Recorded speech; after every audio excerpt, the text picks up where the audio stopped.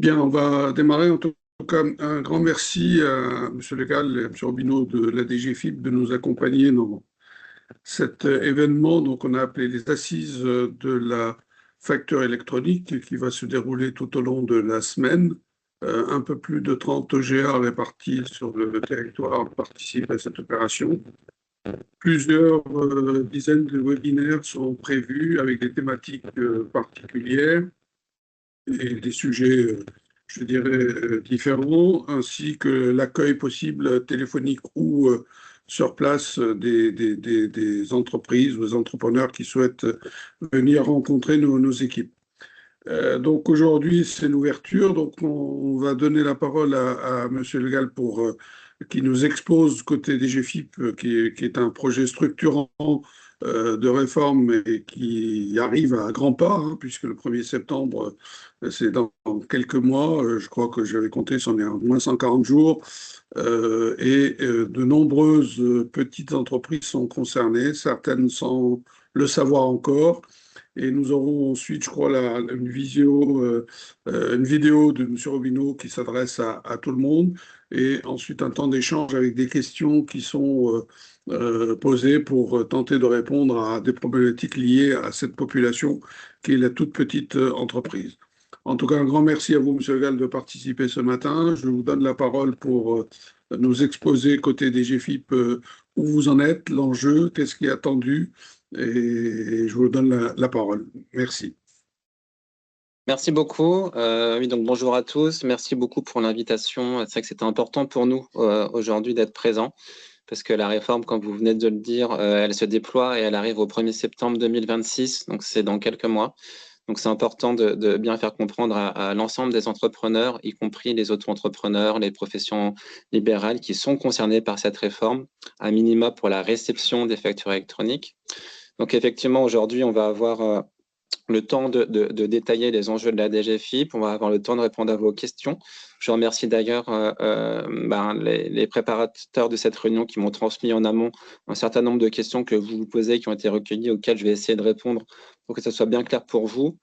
Pour commencer cet échange, je vous propose d'écouter le directeur de projet de la facturation électronique. Donc, c'est la personne qui est en charge de l'ensemble du projet au niveau de la facturation électronique, qui s'appelle Monsieur Sébastien Rabineau, qui est directeur de projet et qui a préparé une petite vidéo de 3 minutes qu'on va pouvoir écouter ensemble, qui rappelle les principaux enjeux pour à la fois pour la DGFIP et puis surtout pour vous qui êtes entrepreneur avec cette réforme. Donc, quelques minutes et puis ensuite on pourra, je pourrai détailler les éléments et puis commencer à essayer de répondre aux questions que vous avez envoyées pour ce webinaire. Donc voilà, une petite vidéo de 3 minutes. Dès qu'elle est prête, on peut la lancer et puis on reprend juste après.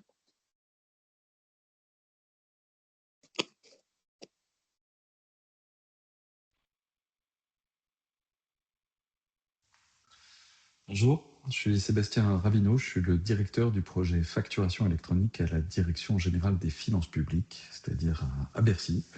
Et je suis ravi de pouvoir vous dire quelques mots aujourd'hui, même si il était impossible pour moi d'être physiquement présent avec vous. Alors d'abord vous dire que cette réforme, elle concerne tous les acteurs économiques, toutes les entreprises, j'allais dire, mais c'est le cas aussi pour les indépendants, les professions libérales. Et ça, c'est très important à avoir à l'esprit parce que c'est un peu l'idée de cette réforme, c'est de se dire que, il y a un peu tout le tissu économique qui bascule d'un coup dans une nouvelle manière de s'échanger des factures. Cette manière, elle n'a pas été inventée par l'État, elle existe depuis 30 ans, elle a été inventée par les entreprises pour leurs propres besoins. Elle permet d'être plus sûr de l'avancement de ces factures. Elle aura donc un impact important sur la sécurité fiscale, sur la sécurité comptable et aussi, et je crois que c'est très important de le dire, sur les délais de paiement.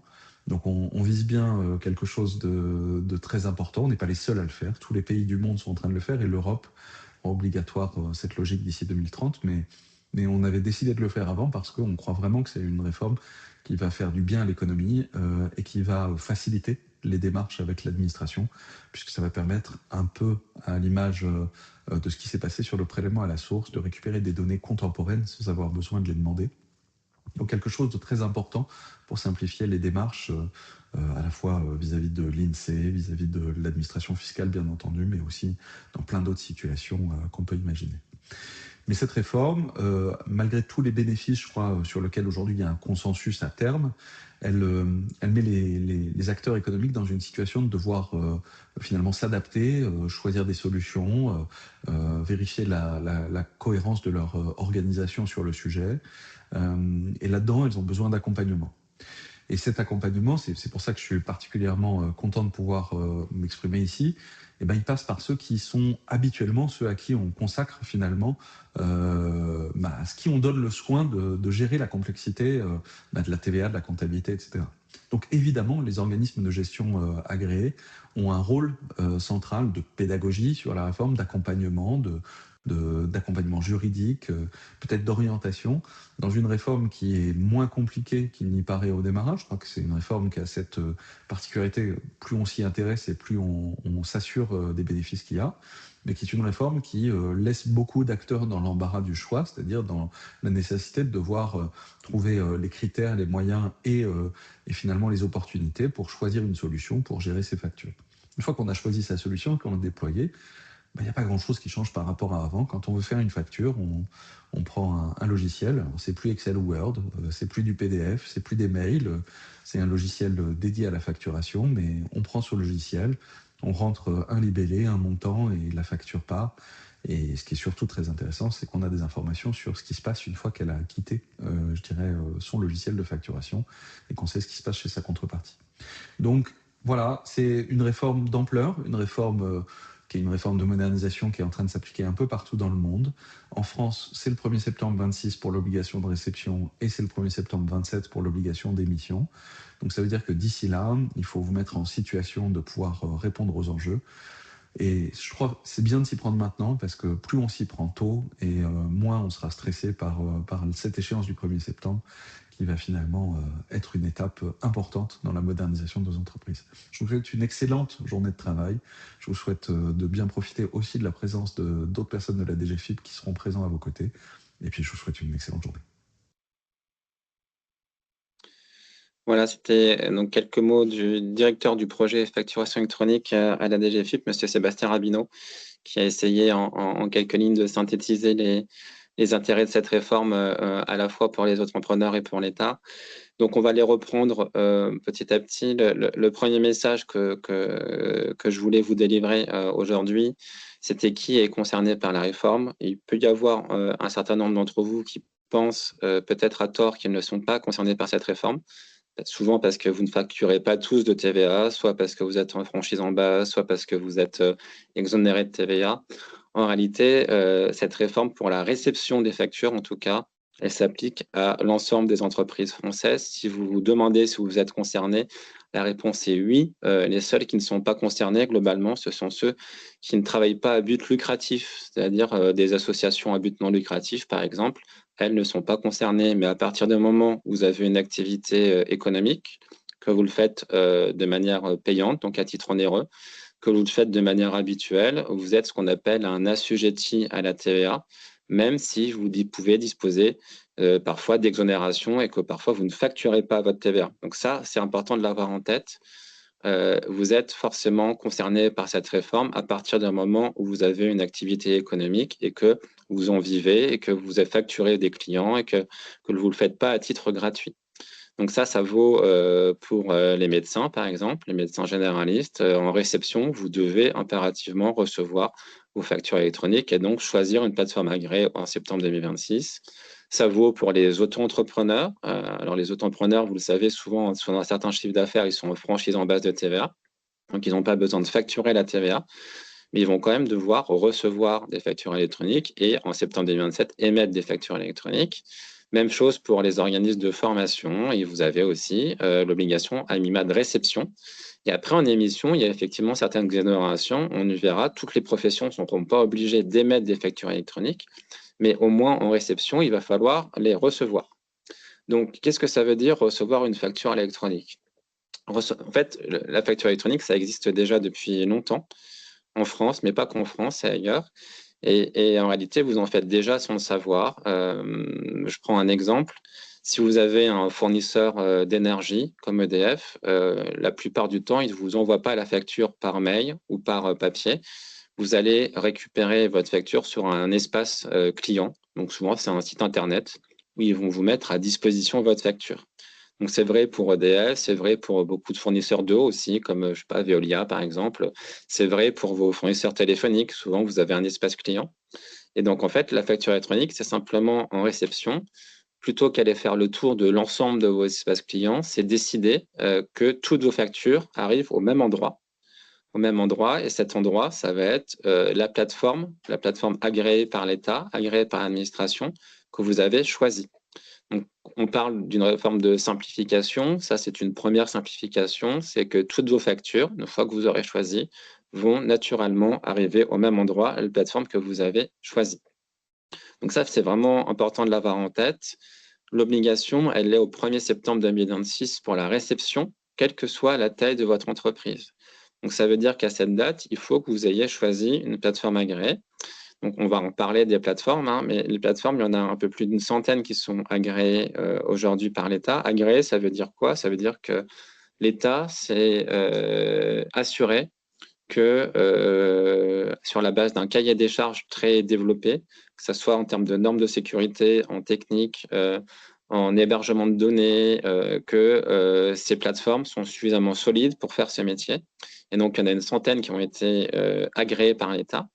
Et donc, il va falloir, d'ici septembre 2026, que vous choisissiez une de ces plateformes pour recevoir vos factures de manière électronique. Et donc ça, c'est quelque chose qui est important parce que ce choix de plateforme agréée, vous allez le voir, vous avez peut-être déjà commencé à chercher. En réalité, il y a tous les modèles et il y a toutes les gammes de prix. C'est-à-dire que ça va du complètement gratuit. Si vous cherchez une solution gratuite pour recevoir vos factures électroniques, vous en trouverez. Il y a des plateformes qui proposent la réception autour d'un certain nombre de factures complètement gratuites. Il y a des plateformes qui sont liées à des banques qui sont complètement gratuites. Et puis, il y a des plateformes qui vont être payantes et qui vont offrir des services additionnels. Donc, non seulement la réception et l'émission, mais qui peuvent vous fournir des tableaux de bord, qui peuvent vous aider à la relance client, qui peuvent vous aider je sais pas moi, à aller faire des bilans pour savoir où est-ce que vous en êtes en termes d'exploitation, d'avancement de votre activité, etc. Donc, en fait, il y a des modèles 100% gratuits et il y a des modèles payants avec des services supplémentaires où ils peuvent vous proposer de lier les paiements aux factures, de faire de l'affacturage ou autre. Donc là, ça sera un choix que vous aurez à faire en fonction de votre activité. Si vous faites que quelques factures par an ou en réception, en émission, la gratuité, elle existe, donc vous pouvez y aller. Et si jamais, c'est important de l'avoir en tête aussi, si jamais la plateforme que vous avez choisie ne vous convient pas, vous avez tout à fait la possibilité de changer de plateforme. Ça, c'est complètement prévu. Je vais faire un parallèle qui parle un peu à tout le monde.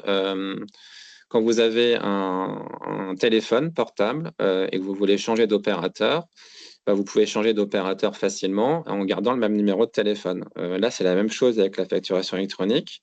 Vous allez pouvoir changer de plateforme agréée et garder exactement la même adresse électronique.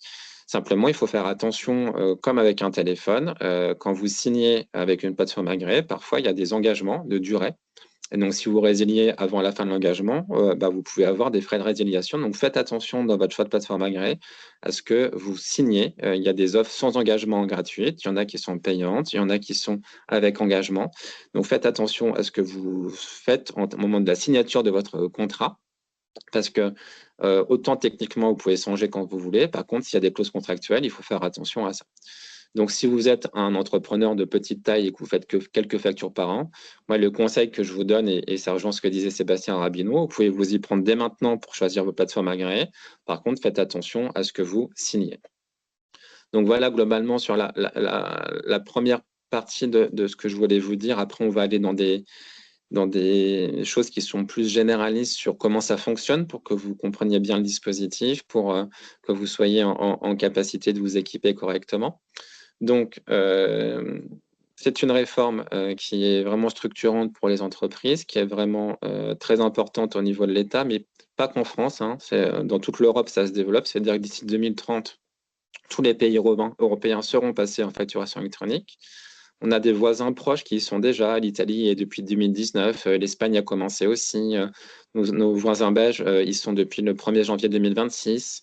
Et dans tous les pays d'Europe, en fait, il y a des calendriers de déploiement qui se mettent en place pour que tout le monde y soit passé d'ici 2030. Donc cette réforme, elle a beaucoup d'avantages pour les entreprises, notamment en ce qui concerne les délais de paiement. Alors pourquoi les délais de paiement?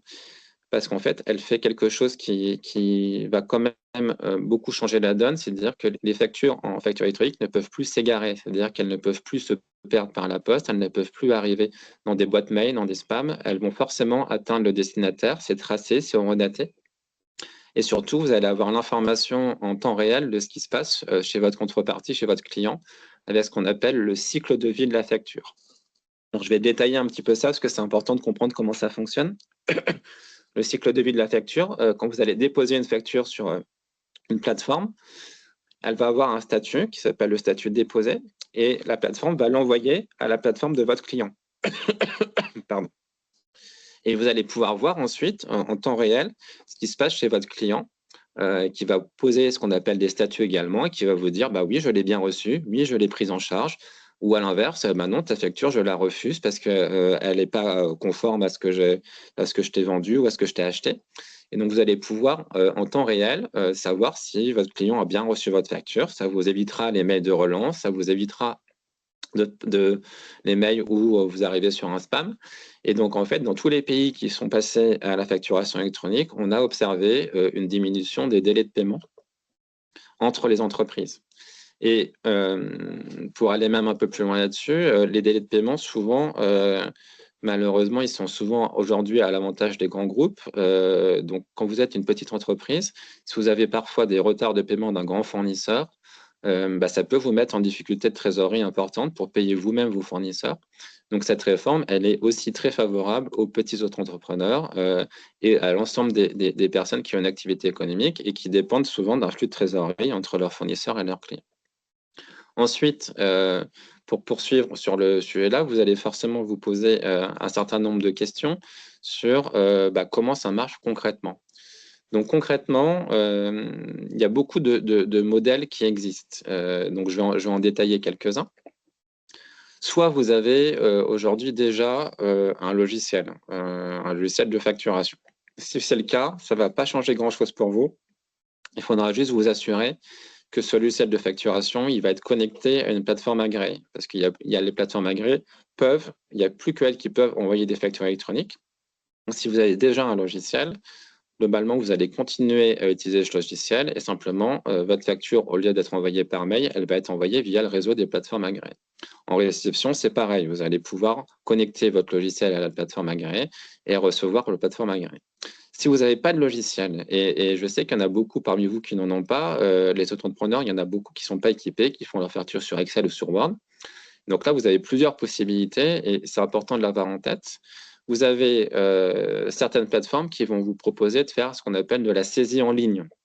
C'est-à-dire qu'au lieu de saisir vos factures sur Excel ou sur Word, vous allez vous connecter sur l'espace de votre plateforme et puis vous allez saisir la facture en ligne en rentrant exactement les mêmes données que sur Excel ou sur Word et c'est la plateforme qui va vous créer votre facture électronique. Et puis, vous avez d'autres plateformes qui vont vous dire, OK, continuez à faire de l'Excel et du Word et puis vous m'envoyez votre PDF et moi, à partir de votre PDF, je convertis votre PDF en facture électronique. Donc ça existe.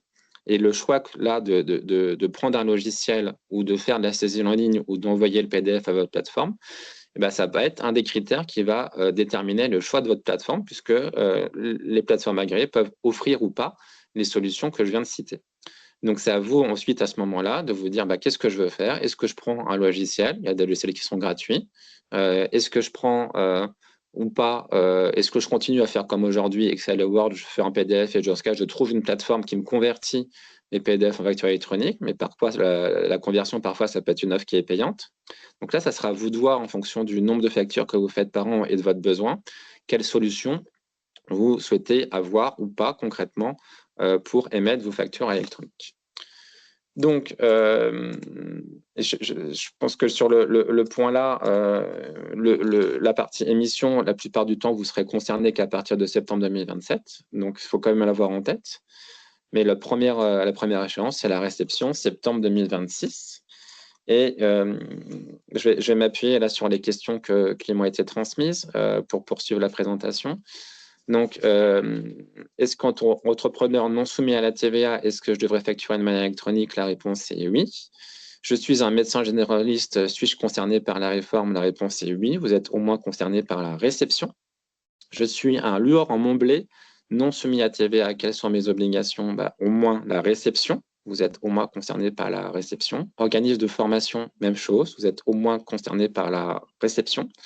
Je loue ma maison sur Airbnb, la même chose. C'est au moins la réception, c'est la location meublée.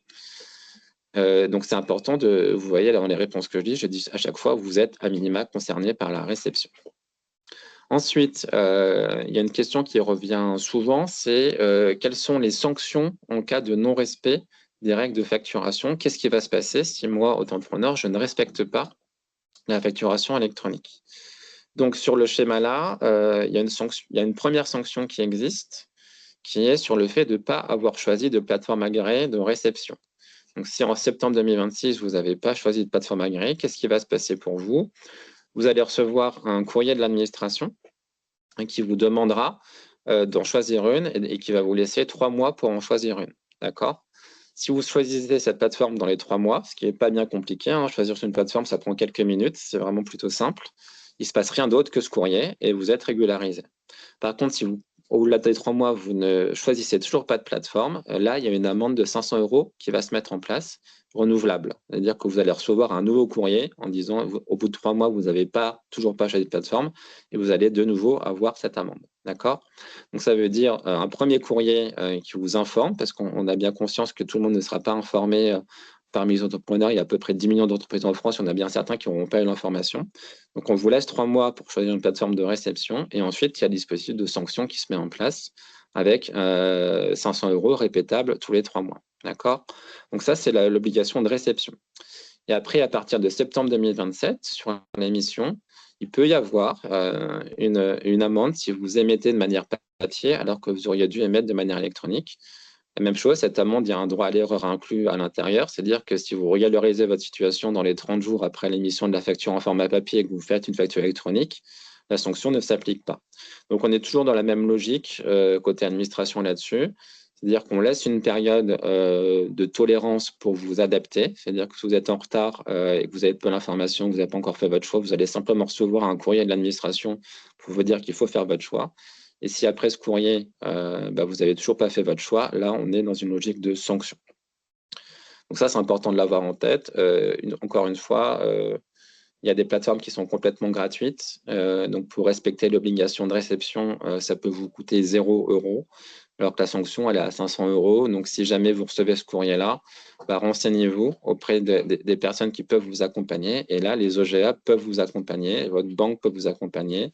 Peut-être que certains d'entre vous ont un comptable. Et dans ce cas-là, votre comptable peut vous accompagner.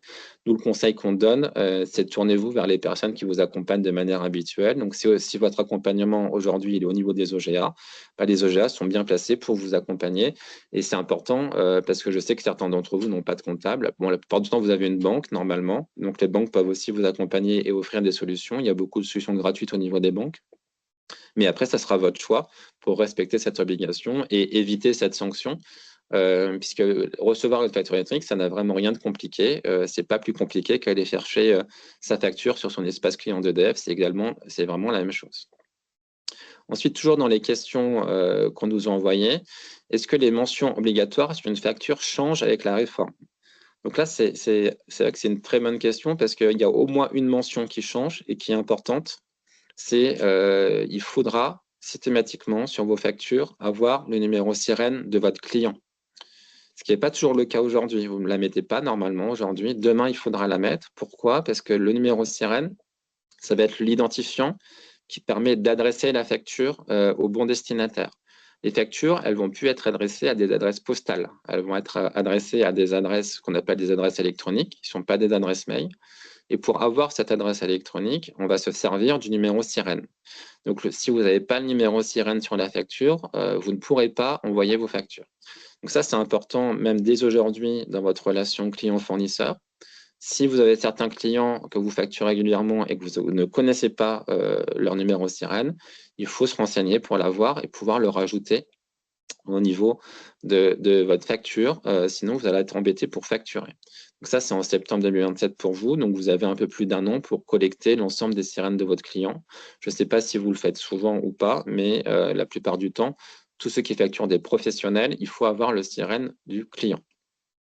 Deuxième question qui revient assez souvent, c'est qu'est-ce qui se passe vis-à-vis des particuliers? Si je facture des particuliers, est-ce que je dois faire des factures électroniques? Donc, vis-à-vis des particuliers, vous n'avez pas besoin de faire de facture électronique, d'accord? Quand vous facturez des particuliers, c'est uniquement du format papier ou du format mail, comme vous faites aujourd'hui. La facturation électronique, c'est uniquement pour les professionnels, c'est une relation entre professionnels. Donc, si vous facturez des particuliers, vous pouvez continuer à facturer exactement comme aujourd'hui. Il faut bien avoir la distinction en tête. Vous facturez des professionnels, c'est facturation électronique obligatoire par une plateforme agréée. Vous facturez des particuliers ou des entreprises qui sont situées à l'étranger, ça vaut aussi. Peut-être que vous travaillez à l'international. Tout ce qui est particulier et entreprises qui travaillent à l'étranger, vous n'avez pas besoin de faire de facture électronique. Donc, ça simplifie quand même beaucoup le dispositif. Pourquoi est-ce qu'on ne la pose pas sur les particuliers et les entreprises à l'étranger? Les entreprises à l'étranger, c'est assez simple. La France ne peut pas imposer de loi à l'étranger. Et les particuliers, ça aurait été très compliqué d'imposer à l'ensemble des particuliers de choisir une plateforme de réception. Donc, on ne le fait pas, on ne le fait que pour les professionnels. D'accord? Donc, facturation électronique entre professionnels et vers les particuliers et vers les entreprises à l'étranger. On continue de faire des factures en format papier comme aujourd'hui. On va simplement vous demander à ce qu'on appelle un reporting des transactions. J'y reviendrai un peu plus tard. Et ça concernera uniquement les entreprises de votre taille à compter de septembre 2027. Donc, vous avez un peu de temps pour le voir. Ensuite, il y a des questions sur comment ferais-je pour payer. Alors, le paiement, il n'y a absolument rien qui change. Le paiement ne passe pas par les plateformes agréées. Le paiement, c'est comme aujourd'hui. Vous payez exactement de la même manière. Si vous payez par virement ou par chèque, vous payez par virement ou par chèque, ou en espèces, vous payez en espèces. Le paiement n'est pas inclus dans la réforme. Les flux de trésorerie ne circulent pas par les plateformes agréées. Il y a uniquement la facture qui va bouger pour les relations entre professionnels. Donc, tout ce qui est paiement, c'est exactement comme aujourd'hui. Ce n'est pas des informations qu'on va voir, ce n'est pas des informations qu'on récupère, ce n'est pas quelque chose qu'on va regarder. On ne verra pas ce qu'il y a sur votre compte bancaire. Nous, tout ce qu'on va récupérer, c'est certaines informations de facturation. Et ça va nous permettre à terme, pour ceux qui en ont, de pouvoir pré-remplir les déclarations de TVA et donc d'offrir un service supplémentaire quand vous en avez. Certains d'entre vous ne font pas de déclaration de TVA, donc il n'y aura pas de changement pour vous. Ceux qui font des déclarations de TVA, on va pouvoir, quand on aura récupéré les données en 2028-2029, commencer à pré-remplir une déclaration de TVA et donc simplifier la vie des entreprises en enlevant une couche d'administration. Donc ça, c'est important de le faire. Ensuite, il y a une question sur comment s'articule le lien entre l'entreprise et le comptable pour ceux qui ont un comptable. Donc, les comptables, ils vont pouvoir, si vous leur autorisez, c'est vraiment important, c'est que si vous leur autorisez, se raccorder directement à la plateforme que vous avez choisie pour récupérer directement les factures. Ça signifie que si vous avez un comptable, vous n'aurez plus besoin de lui transmettre vos factures. Si vous l'autorisez à accéder à votre plateforme agréée, il pourra récupérer directement les factures sur votre plateforme et donc faire la comptabilité à partir des données de ces factures. Il y a même certains logiciels comptables qui vont pouvoir s'interfacer directement avec la plateforme agréée que vous aurez choisie et les données de vos factures vont être intégrées automatiquement dans la comptabilité qui est faite par votre comptable ou par votre expert comptable. Donc ça fait aussi partie des simplifications qu'on met en avant. C'est qu'une facture électronique, il y a des données, donc on peut automatiser la comptabilité, on peut automatiser un certain nombre de choses dans les logiciels métiers. Encore faut-il que vous ayez un comptable, ce n'est pas le cas de tous. Et sur le principe, pour répondre à cette question, comment s'articule le lien entre l'entreprise et le comptable? Ce lien, il peut être fait complètement automatiquement si vous autorisez votre comptable à avoir accès à la plateforme agréée. Le choix de la plateforme agréée, personne ne peut vous l'imposer. C'est vraiment vous qui la choisissez. Vous pouvez en changer. C'est important de l'avoir en tête quand vous signez. Si vous avez quelqu'un qui vous indique que vous devez obligatoirement passer par cette plateforme, quelle que soit cette personne, c'est faux. Vous avez complètement le choix, c'est complètement libre. et personne ne peut vous imposer un choix de plateforme agréée, pas même votre comptable. Votre comptable, il peut vous proposer, c'est-à-dire qu'il peut vous dire si tu me signes un mandat, je peux choisir pour toi, mais il faut lui signer le mandat. Si vous ne voulez pas lui signer le mandat, vous ne lui signez pas, vous êtes complètement libre. Donc, personne ne peut vous imposer une plateforme agréée, c'est à vous de choisir. Si vous faites confiance à votre comptable et que vous lui donnez les clés, vous pouvez tout à fait lui donner les clés pour qu'il choisisse pour vous, mais ce n'est pas obligatoire. Donc, sur ces quelques questions générales qui m'avaient été transmises, je pense y avoir répondu. Il y aura peut-être d'autres questions dans le chat, on y reviendra un petit peu plus tard. Et puis après, il y a un certain nombre de questions qui arrivent sur les plateformes agréées en tant que telles, c'est-à-dire comment est-ce qu'elles sont sécurisées, comment est-ce qu'on s'assure que nos données ne partent pas à l'étranger, comment est-ce qu'on s'assure qu'il n'y a pas de risque. Donc, j'en ai parlé un petit peu. Pour cette plateforme agréée, il faut répondre à un certain nombre de normes, notamment des normes au niveau de la sécurité des données. Donc, il y a des normes ISO qui doivent être respectées. Donc, c'est l'ISO 27001, je ne le détaille pas, mais globalement, c'est un audit complet du système d'information pour vérifier que c'est sécurisé. S'il y a des données qui sont hébergées dans ce qu'on appelle dans le cloud, même chose, il y a une norme qui s'applique. Et surtout, on a imposé une obligation que l'ensemble des données soient hébergées dans l'Union européenne. Pourquoi? Parce qu'il y a un certain nombre de pays qui ont des lois extraterritoriales, comme les États-Unis, qui pourraient accéder à nos données si ce n'était pas le cas. Donc, l'ensemble des plateformes agréées, leurs serveurs doivent obligatoirement être hébergés en Europe. Donc ça fait partie des conditions d'immatriculation. Et ensuite, les plateformes agréées, elles sont auditées tous les ans. Donc, on reçoit systématiquement un rapport d'audit au côté administration pour vérifier qu'elles continuent ensuite à bien respecter les conditions d'immatriculation. Et si ce n'est pas le cas, elles sont exposées à des sanctions. Et donc, ces sanctions, elles peuvent aller jusqu'au retrait d'immatriculation et donc l'interdiction d'exercer le métier de plateforme agréée.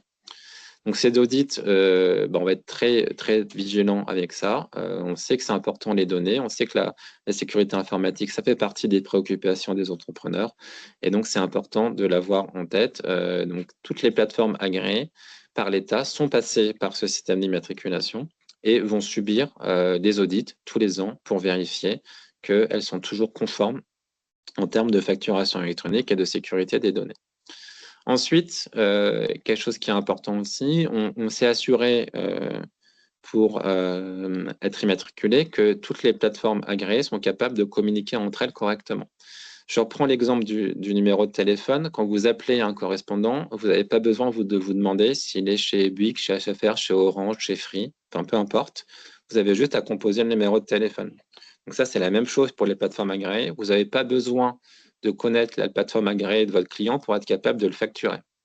Vous avez juste besoin de connaître le numéro sirène et vous n'avez pas besoin de grand-chose d'autre.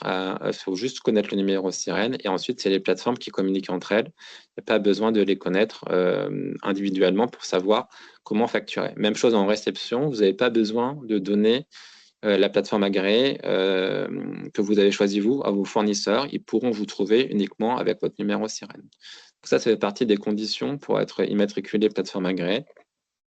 Et c'est important parce que, même chose, si jamais on vous dit vous devez impérativement être sur cette plateforme agréée, sinon je ne pourrai pas vous facturer ou sinon vous ne pouvez pas facturer, ça c'est faux.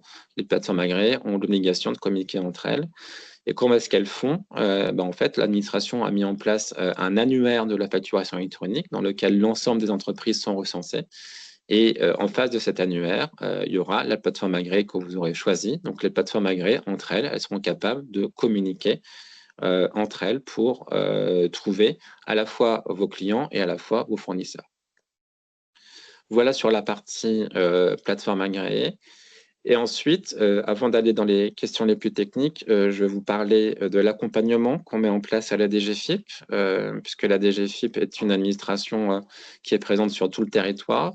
Vous avez des rapports directs avec nous, que ce soit au sein des services impôts entreprises ou auprès des services impôts particuliers. Donc, au sein de la DGFiP, on a plusieurs niveaux d'accompagnement. Le premier niveau d'accompagnement, c'est un numéro de téléphone unique, 0806 807 807, qui est déjà actif aujourd'hui. Donc, 0806 807 807. Vous pouvez appeler la DGFiP et vous aurez au bout du téléphone des collègues de l'administration qui ont été formés sur la facturation électronique et qui pourront répondre à l'ensemble de vos questions. Est-ce que je suis concerné? Est-ce que je ne suis pas concerné? Donc, je le redis, si vous voulez le noter, c'est 0806 807 807, donc numéro unique, évidemment gratuit, numéro vert, donc qui peut être composé dès aujourd'hui. Il fonctionne, il est actif. On aura également, au niveau de la DGFiP, toujours des cadres qui sont, comme moi, formés à la facturation électronique, qui peuvent vous donner des informations si vous allez sur place, qui peuvent répondre à vos questions. Vous avez toujours le canal dématérialisé que vous connaissez via votre espace professionnel impôts.gouv.fr ou votre espace particulier. Si vous posez des questions par mail à cet endroit-là, on sera en capacité de vous répondre. Et puis, vous avez le site internet impôts.gouv.fr qui recense l'ensemble des informations disponibles sur la réforme. Et notamment, il y a ce qu'on appelle un logigramme. C'est un petit questionnaire que vous pouvez faire en quelques minutes où vous rentrez les informations de votre entreprise. Il y a 4 questions. Globalement, la taille de votre entreprise, les clients que vous facturez, est-ce que vous êtes ou pas, votre régime d'imposition à la TVA. Et au bout de ces 4 questions, vous allez recevoir un document synthétique en PDF qui récapitule l'ensemble de vos obligations. Donc, je vous invite vraiment à le faire. C'est sur impôts.gouv.fr. Il y a un espace facturation électronique et ça vous permet en quelques minutes de connaître l'ensemble de vos obligations. Et toujours sur impôts.gouv.fr, il y a un certain nombre de références documentaires, des fiches pédagogiques, des dépliants, des foires aux questions qui vont vous permettre en fait, de comprendre exactement comment fonctionne la réforme et de fait de faire votre choix de plateforme agréée de manière éclairée, puisque encore une fois, sur le type d'entreprise que vous êtes, souvent, vous avez besoin d'une plateforme qui n'a pas beaucoup de fonctionnalités, mais qui est capable de recevoir et d'émettre en 2027. Donc, il y a beaucoup de plateformes gratuites qui vont vous correspondre. Et vous n'avez pas forcément besoin d'avoir une plateforme très sophistiquée. Vous pouvez avoir une plateforme sophistiquée si vous le souhaitez, avoir des fonctionnalités supplémentaires, mais ce n'est pas obligatoire. Une plateforme agréée gratuite pour les petites entreprises, généralement, c'est complètement suffisant pour répondre aux obligations de la réforme. Et donc, sur impôts.gouv.fr, une fois que vous aurez fait ce test, vous aurez le petit dépliant qui va vous permettre de comprendre ce que vous devez faire en termes de facture numérique. Et puis ensuite, si c'est toujours pas clair, vous pouvez appeler le 0806 807 807 ou vous déplacer dans votre centre des impôts si vous voulez pour poser des questions. La DGFiP, c'est à peu près 90 000 personnes sur tout le territoire. Sur les 90 000, il y en a 20 000 qui sont complètement formés pour vous répondre. Donc, on a à peu près 1/5 de nos effectifs qui sont complètement formés à la facturation électronique. Donc, vous trouverez forcément quelqu'un chez nous qui est capable de vous répondre. Et puis, c'est aussi vrai au niveau de vos accompagnements. Donc, les OGA sont des organismes qui sont capables de vous répondre sur les obligations de la réforme. Donc, si vous êtes adhérent en OGA, ce qui va être le cas si vous êtes aujourd'hui ici, n'hésitez pas non plus à vous tourner vers les OGA. Ce sont des accompagnements, ce sont des relais. On a vraiment aussi besoin d'eux pour faire passer cette réforme et faire comprendre que cette réforme, elle est positive pour l'ensemble des entreprises françaises, comme pour l'État. Donc, en termes d'accompagnement, toujours, vous allez le voir passer. Il y a également une campagne d'information radio et presse qui va être faite par la DGFiP. Et puis, vous l'avez peut-être déjà vu, il y a aussi des campagnes qui sont faites par les plateformes, par les éditeurs dans le privé. Il y a des spots télé qui sont en train de passer. Il y a des affiches dans les gares. Donc, même chose. Là, c'est une campagne qui est commerciale. Donc, elle peut vous informer sur la réforme, mais c'est commercial. Donc, faites attention à ce que vous signez, aux offres que vous recevez. Faites attention aux personnes qui vous disent c'est payant et c'est maintenant. Il faut vraiment. Enfin, c'est pas vrai. Donc, faites attention à ce que vous signez et ça se passera très bien si vous êtes vigilant sur la manière dont vous signez vos contrats, dont vous signez vos rapports avec les plateformes. Et se faire accompagner, c'est plutôt une très bonne idée sur ce sujet-là, que ce soit par les OGA, par un comptable si on avait un, ou par votre banque, ou par vos fédérations professionnelles. C'est quelque chose qui va vous permettre de rentrer plus facilement dans la réforme. Je rentre ensuite sur la dernière partie de cette présentation avant peut-être de prendre des temps de questions-réponses, puisqu'il doit y avoir des questions dans le chat. Il y a beaucoup de sujets sur ce qu'on appelle les questions les plus techniques, c'est-à-dire les cas particuliers de facturation. C'est-à-dire, je fais de la sous-traitance, je fais des notes de frais, je fais des exercices à frais partagés, j'ai fait des acomptes, comment tout ça fonctionne. Donc, on a une instance au niveau de la DGFiP où on a reçu l'ensemble des fédérations professionnelles sectorielles, que ce soit celle du bâtiment, que ce soit celle des vendeurs sur marché, que ce soit celle des médecins, enfin peu importe, on les a vraiment tous reçus depuis quelques années. Et à partir de ces rencontres, on a documenté l'ensemble des cas de facturation qui existent en France. On a un peu plus de 44 qu'on a documentés. Et par exemple, les notes de frais, ce qu'on appelle les notes de frais, ou les factures mixtes, par exemple, vous avez des frais d'électricité lorsque le local a usage mixte, on les a documentés et on sait le faire fonctionner en facturation électronique. Je prends un cas qui est assez fréquent, qui est celui des notes de frais. Vous allez au restaurant et vous payez au niveau du restaurateur. Comment ça va fonctionner? Puisque aujourd'hui, souvent vous recevez un petit papier qui est une note et que vous passez en comptabilité. Donc, ce fonctionnement-là, il existera demain, il sera toujours possible. C'est-à-dire que si vous voulez continuer à avoir votre note papier, ça fonctionne. Vous aurez toujours le droit de le passer en charge, vous aurez toujours le droit de déduire la TVA si elle est déductible.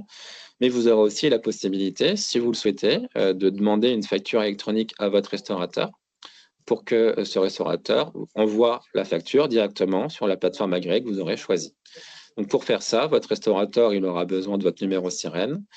Et donc, évidemment, vous n'allez pas faire la queue au restaurateur avec votre numéro sirène. Donc, ce qui se passe dans les pays qui ont déjà mis en place la facturation électronique, c'est que les restaurateurs se sont équipés avec des scanners de QR code et les salariés ont un QR code et le restaurateur scanne le QR code du salarié et s'envoie directement la facturation électronique sur la plateforme de réception de l'entreprise. Donc, globalement, soit vous continuez comme aujourd'hui, si vous préférez à continuer comme aujourd'hui, soit vous modernisez votre système et vous passez complètement en mode électronique, ce qui vous permet de recevoir toutes vos factures au même endroit. Donc là, c'est à vous de voir ce que vous préférez faire. Même chose sur les frais mixtes, ça arrive souvent. On a notre téléphone qui est utilisé à la fois pour du professionnel et du particulier. Et puis, on passe un code part en professionnel parce qu'on considère qu'il y a 50% du téléphone, de frais téléphoniques qui sont utilisés à titre professionnel. Et bien ça ne change pas. C'est-à-dire que c'est l'expert comptable qui aura toujours le droit de proratiser entre professionnel et personnel. Ce qui va changer, c'est que si jamais vous mettez votre contrat de téléphone sous un nom professionnel, et ben vous allez recevoir une facture électronique. Si vous le gardez au niveau personnel, ben vous allez recevoir la même facture qu'aujourd'hui. Et donc, la quote-part privée, ça ne change absolument rien. Vous pouvez conserver votre quote-part privée. Il n'y a pas d'impact comptable. Les règles fiscales ne changent pas. Les règles de TVA ne changent pas. C'est juste le circuit de facturation qui peut changer si vous décidez de créer un espace professionnel sur Orange ou Free. Et dans ce cas-là, ils vont considérer que vous êtes un professionnel et vous envoyer une facture électronique. Mais ça ne change absolument rien au quote-part privé public. L'expert comptable sera toujours en capacité de faire un 50-50 ou un 70-30 ou un 80-20 s'il a besoin de le faire. Donc ça, c'est important de l'avoir en tête. Les règles fiscales et les règles comptables ne changent absolument pas avec la réforme. Ensuite, autres questions techniques qui m'ont été communiquées en amont de ce questionnaire. Est-ce que les factures d'acompte devront transiter par les plateformes? Donc, les factures d'acompte, quand vous faites un acompte, il faut faire une facture. Donc, c'est le même système que les factures normales. C'est-à-dire que si la facture d'acompte, elle est à destinataire d'un professionnel, elle devra transiter par une plateforme agréée. Si elle est à destination d'un particulier, vous continuez à facturer comme aujourd'hui. Faites une facture d'acompte, du point de vue de la réforme de la facture unique, elle fonctionne vraiment comme les factures classiques. C'est le même système.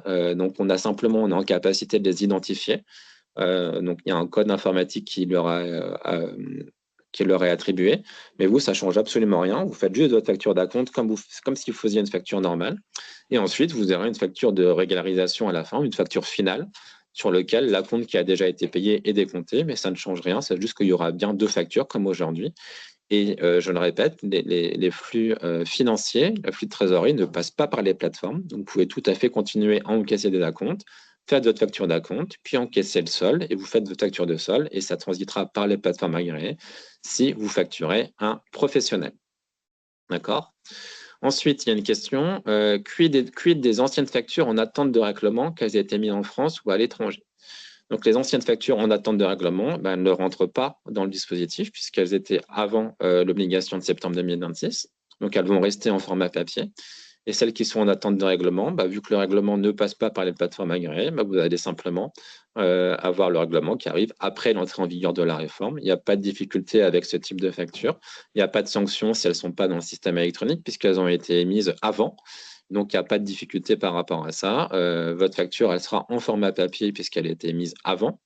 Et elle sera en attente de règlement jusqu'à ce qu'elle soit soldée. Et le solde, vous le recevrez comme aujourd'hui sur votre compte bancaire, soit par virement, soit par chèque, soit en espèces, en fonction de ce que vous faites.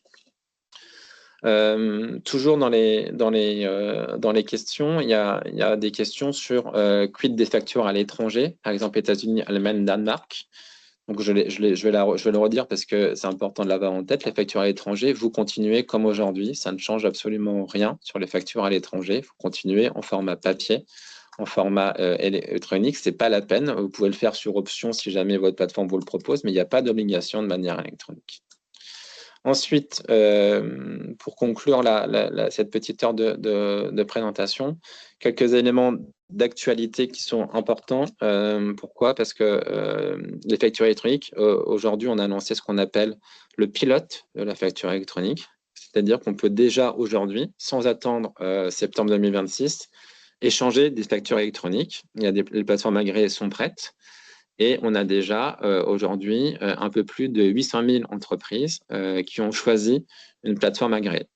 Et il y a plusieurs dizaines de milliers de factures électroniques qui circulent déjà aujourd'hui dans le cadre du pilote de la facturation électronique qui a ouvert en février, fin février 2026, qui circulent entre entreprises. Donc, le dispositif est déjà aujourd'hui opérationnel. Donc, ça signifie quoi? Que si vous voulez tester aujourd'hui une plateforme agréée en réception, il faut simplement en choisir une et lui dire, écoutez, moi, je suis prêt à recevoir des factures électroniques de la part de mes fournisseurs, donc je peux commencer aujourd'hui. Ce n'est pas la peine d'attendre le 1er septembre 2026. Le système est déjà opérationnel techniquement aujourd'hui, donc vous pouvez déjà complètement poursuivre et tester le système de la facturation électronique, notamment pour vérifier que tout fonctionne bien, que la plateforme que vous avez choisie, elle vous convient. Peut-être que si vous choisissez aujourd'hui, vous aurez envie de changer d'ici septembre parce que vous aurez eu une meilleure offre plus tard ou quelque chose qui vous correspond plus. Donc, vous pouvez dès aujourd'hui choisir votre plateforme agréée. La liste des plateformes agréées, elle est disponible sur impôts.gouv.fr. C'est un espace qui est complètement accessible. Vous avez la liste des 109 plateformes agréées à ce jour qui est disponible. Et vous avez aussi dans le privé ce qu'on appelle des benchmarks, c'est-à-dire des comparatifs qui ont été faits de plateformes agréées avec des sites internet qui vous disent celle-ci, elle est plutôt pour les grandes entreprises, celle-ci, elle est plutôt pour les petites, celle-ci, elle est plutôt pour les entrepreneurs, avec parfois des gammes tarifaires qui sont affichées. Donc, ça peut vous aiguiller là-dessus. L'Ordre des experts comptables aussi a fait un guide de choix de plateforme agréée, donc qui est complètement gratuit en téléchargement pour vous orienter. Donc, n'hésitez pas à contacter vos partenaires. Les OGA peuvent aussi vous orienter. Vos fédérations professionnelles peuvent vous orienter. Si vous êtes dans le bâtiment, par exemple, on a beaucoup travaillé avec la CAPEB, la Fédération française du bâtiment et la Fédération nationale des travaux publics pour faire en sorte que le système soit adapté au secteur du bâtiment. Si vous êtes un médecin, vous êtes concerné que par la réception, puisque vous ne faites pas de facture, vous faites uniquement des ordonnances. Donc, en émission, vous n'aurez rien à faire. Donc, prenez juste une plateforme de réception, ça suffira. Donc, ça fait partie des choix que vous avez à avoir à faire. Donc, là, la suite, c'est vraiment aller sur impôts.gouv.fr, aller vers vos partenaires, continuez de vous renseigner sur les meilleures offres qui sont pour vous. Ne signez pas une Formule 1 si vous avez besoin d'une 2 chevaux, c'est vraiment pas utile. Allez vraiment vers le plus simple en ayant en tête que l'obligation qui va être la plus importante, c'est septembre 2026, l'obligation de réception. Et ensuite, une fois que vous serez habitué à recevoir, vous aurez 1 an pour ceux qui auront besoin de le faire pour commencer à émettre des factures électroniques. Voilà globalement sur cette présentation générale de la réforme, ce que je pouvais vous en dire. Je ne vois pas le chat en direct, donc peut-être que les autres personnes qui sont là peuvent me dire s'il y a des questions que je pourrais prendre. Peut-être que vous en avez sélectionné. Tout à fait. Il y en a pas mal de questions, donc il y a quelques questions auxquelles vous avez déjà apporté des réponses, Monsieur Le Gall, lors de votre déroulé. J'ai pris par sondage quelques questions que je vous soumettrai. Je vais les reparaphraser parce que parfois, en fait, c'est juste que la terminologie n'est pas celle adéquate. L'annuaire aujourd'hui public, il ne reconnaît pas mon numéro sirène. Comment faire pour m'inscrire? Euh, Juste pour information, en fait, la partie de l'annuaire public, quand on saisit un SIRET, par exemple, des professionnels exonérés de TVA, aujourd'hui, les mises à jour ne sont pas encore finalisées, donc probablement il y a quelque chose à apporter au niveau des réponses par la DGFiP, si vous voulez bien. Oui, tout à fait. L'annuaire, il sera complètement finalisé dans quelques mois. Donc, c'est logique aujourd'hui que vous ne vous voyez pas tous à l'intérieur. Il y en a à peu près 9 millions de lignes à l'intérieur. À terme, on pense qu'on en aura un peu plus de 10 millions. Et la question, est-ce que vous avez quelque chose à faire? Pas pour l'instant. C'est-à-dire que pour l'instant, on est en train de le mettre à jour. Si vous n'êtes pas dedans, de toute façon, vous n'avez pas à vous inscrire dans l'annuaire. L'annuaire, c'est un croisement de bases de données. C'est un croisement entre le Sirène, la base Sirène, qui est tenue par l'INSEE, et puis nos bases à nous de TVA. Donc, pour être dans l'annuaire, il faut avoir à la fois un croisement Sirène, d'accord, et puis être correctement codifié chez nous à la TVA. Donc, on est en train de finaliser les actions de mise à jour. Donc, si vous êtes assujetti à la TVA, vous serez dans l'annuaire en septembre 2026. Il n'y a pas d'action à faire. Et si en septembre 2026, vous n'êtes toujours pas dedans, on ne sait jamais, il peut y avoir des bugs sur 10 millions de personnes. Là, oui, contactez votre service impôt entreprise pour lui dire je ne suis pas dedans, rajoutez-moi. Mais c'est comme ça que ça fonctionne. Il faudra contacter votre service impôt entreprise pour qu'il vous rajoute si vous pensez que vous n'êtes pas dedans. Ensuite, c'est important de l'avoir en tête, il y a une tolérance, c'est-à-dire que si vous ne figurez pas dans l'annuaire, pour des raisons techniques, administratives, parce que, par exemple, la base de données n'est pas suffisamment à jour, on ne mettra pas de sanctions aux personnes qui ne figurent pas dans l'annuaire. C'est important de l'avoir en tête. S'il y a... Ah. Vous m'entendez toujours? Oui. Okay. Ça avait coupé de mon côté, mais c'est bon. Si jamais vous n'êtes pas dans l'annuaire, l'administration ne vous sanctionnera pas. C'est un texte qu'on a passé au niveau ministériel. Donc, si vous n'êtes pas dans l'annuaire en septembre 2026 pour des raisons techniques, vous ne pouvez pas être sanctionné par l'administration. Et donc, ça, c'est important de l'avoir en tête. Donc, ne soyez pas inquiets là-dessus. Si jamais aujourd'hui, vous ne voyez pas, globalement, essayez cet été de voir si vous vous voyez en juillet. Si ce n'est pas le cas et que vous pensez que vous devez être dedans, contactez votre service impôt entreprise pour qu'il vous rajoute à l'intérieur. Et si jamais ce n'est pas fait en septembre 2026, vous ne pouvez pas être sanctionné si vous n'êtes pas dans l'annuaire. Merci, Monsieur Le Gall. Deuxième question qui est revenue à quelques reprises. Comment cela va se passer pour quelqu'un qui a une activité en entreprise individuelle, par exemple BNC, mais qui a également une activité de loueur en meublé non pro, donc avec un même sirène et donc deux sirènes différents, puisqu'il y a deux établissements différents. Je suppose c'est en matière de choix. Est-ce que c'est un choix par sirette ou un par siran? Alors, le choix, il est au niveau du sirène, c'est-à-dire qu'il faudra choisir une plateforme de réception. Nous, on va regarder aussi au niveau du sirène. Par contre, vous avez tout à fait la possibilité sur votre plateforme agréée d'indiquer deux adresses de réception différentes. C'est-à-dire que vous pouvez avoir une adresse de réception pour le BNC, par exemple, et puis une adresse de réception pour c'était quoi? C'était le loueur en meublé. Donc en gros, ça ressemble un peu à ce que vous avez en numéro de téléphone, c'est-à-dire que vous pouvez avoir un seul opérateur, mais en fait deux numéros de téléphone associés, ça fonctionne. Donc soit vous pouvez choisir de tout recevoir au même endroit, ça c'est pas dérangeant, soit vous pouvez dire écoutez, moi je prends une plateforme agréée, mais je veux avoir deux adresses de réception différentes, et donc ça fonctionne. Merci. Si j'envoie un PDF à un particulier, comment faire savoir à l'administration le montant facturé et la TVA collectée? Alors ça, c'est un cas particulier, vous avez complètement raison, vous pouvez continuer à faire du PDF, ça marche. Donc à partir de septembre 2027, pour vous, on va demander ce qu'on appelle un reporting de transactions. Donc on va vous demander à échéance régulière, en fonction de la taille de votre entreprise, donc ça peut être tous les mois ou tous les 2 mois, de faire ce qu'on appelle un reporting de données. Donc, on demande quoi? On demande globalement le montant hors taxe, la base TVA et le taux de TVA. Globalement, c'est l'information qu'on va remonter pour pouvoir être capable ensuite de pré-remplir la déclaration de TVA. Ce reporting de données, il se fait de la même manière que pour les factures, il se fait par les plateformes agréées. Donc, c'est les plateformes agréées qui vont constituer ce fichier de données agrégées à partir soit des données que vous leur envoyez vous-même, soit à partir de votre logiciel de caisse. Par exemple, je prends un exemple. Un boulanger qui fait de la vente aux particuliers, souvent il a un logiciel de caisse et à la fin de la journée, il sort ce qu'on appelle le Z de caisse. C'est une totalité de ce qu'il a fait dans la journée.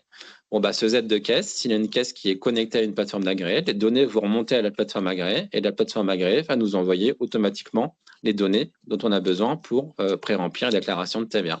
Donc, en fait, c'est à peu près le même principe que pour les factures. Si vous avez un logiciel qui est connecté à une plateforme agréée, vous n'avez rien à faire. Si vous n'avez pas de logiciel, il faudra transmettre ces montants-là en déposant un fichier, type fichier Excel, sur l'endroit, sur votre plateforme agréée, où vous mettrez à échéance régulière le montant réalisé, hors taxe, base TVA, taux de TVA, et ensuite, c'est la plateforme agréée qui nous transmettra les données de transaction. Mais ça, c'est pas avant 2027 pour vous, hein, donc vous avez encore du temps avant de vous y mettre. Là, concentrez-vous vraiment sur la réception des factures électroniques. Avec la facturation électronique, est-ce que la rupture des numérotations des factures sera tolérée? C'est-à-dire que est-ce que nous pouvons facturer via la plateforme agréée pour les professionnels et via un logiciel autre pour les particuliers, ce qui vient à gérer deux modes de facturation? Oui, alors les séquences de numérotation, elles doivent être continues, mais après, effectivement, quand vous facturez du professionnel et du particulier, vous pouvez avoir une séquence continue, mais tout ne passera pas par la plateforme agréée. Donc ça, il n'y a pas de problème. Ce qui n'est pas possible, par contre, c'est d'avoir deux fois le même numéro de facture. Donc là, ça bloque. Mais ça, normalement, dans cette situation, ça n'arrive déjà pas. C'est globalement, vous pouvez avoir des numéros de séquence pro et particulier, donc la plateforme agréée ne voit pas toutes les factures, c'est normal. Par contre, vous ne pouvez pas avoir deux fois le même numéro de facture, mais ça, c'est déjà le cas aujourd'hui. Merci. Je suis architecte et en cumul emploi-retraite, je passe déjà par Chorus Pro pour les marchés publics. Peut-on s'en servir pour les marchés privés? Alors non, Chorus Pro, c'est uniquement pour les marchés publics, vous avez complètement raison. Normalement, c'est quand vous facturez l'État, parce que vous travaillez pour eux. Aujourd'hui, vous devez déposer une facture électronique sur Chorus Pro. Donc Chorus Pro existe toujours, mais Chorus Pro ne fonctionne que pour l'État. Chorus Pro, en gros, c'est la plateforme agréée de l'État. Donc l'État va recevoir ses factures électroniques à ce niveau-là. Et Chorus Pro va aussi émettre des factures électroniques. Donc maintenant, à partir de septembre 2026, quand vous allez recevoir des factures de l'État, vous allez les recevoir sur votre plateforme agréée. Et la plateforme agréée de l'État, c'est Chorus Pro. Alors, une question qui est revenue à plusieurs reprises, et je pense que ça c'est plutôt au niveau pratico-pratique pour la gestion des petites factures, notamment comment cela se passe-t-il lorsqu'on va acheter des fournitures dans une papeterie, qu'on invite un client au restaurant ou que l'on paye un péage d'autoroute, enfin toutes les opérations qui génèrent de la TVA déductible. Et par corollaire, vous avez parlé tout à l'heure de la partie le Z de caisse qu'on peut transformer en facture à travers un QR code. Il y en a ceux qui se posent la question, comment le QR code sera-t-il généré? OK. Alors, plusieurs questions dans la même question. La première chose que je commence, c'est de dire tout ce qui est déductible aujourd'hui, tout ce qui est passé en charge aujourd'hui sera déductible demain, quelle que soit la manière dont vous le faites. C'est-à-dire que si vous arrivez à avoir une facture électronique, très bien.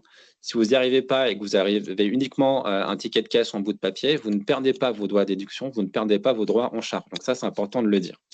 Ensuite, les tickets de péage, par exemple, on a une tolérance. Dire qu'en ticket de péage, vous passez avec votre voiture, on ne va pas vous demander de vous arrêter au péage pour demander une facture. Ça n'a pas de sens.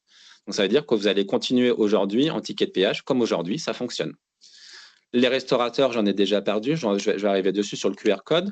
Le QR code, globalement, c'est un outil qui existe déjà. Alors, je ne sais pas si ça vous est déjà arrivé, mais il y a certains restaurants où vous avez déjà, par exemple, des QR codes sur les tables, où il y a le menu, vous pouvez payer, vous pouvez… en fait, c'est le même système. Vous allez scanner votre QR code et à partir de ce QR code, vous allez avoir en plus la possibilité de demander une facture. Donc, ça peut être ce système-là ou alors ça peut être le restaurateur qui va scanner le QR code des salariés. Et dans ce cas, c'est l'entreprise qui va générer un QR code pour ses salariés. Et sur ce QR code, il y aura quoi? Il y aura la référence du SIREN et le nom du salarié. Donc, en fait, le QR code, c'est un outil qui va être généré par les entreprises. Il y a des outils de génération de QR code qui sont complètement gratuits.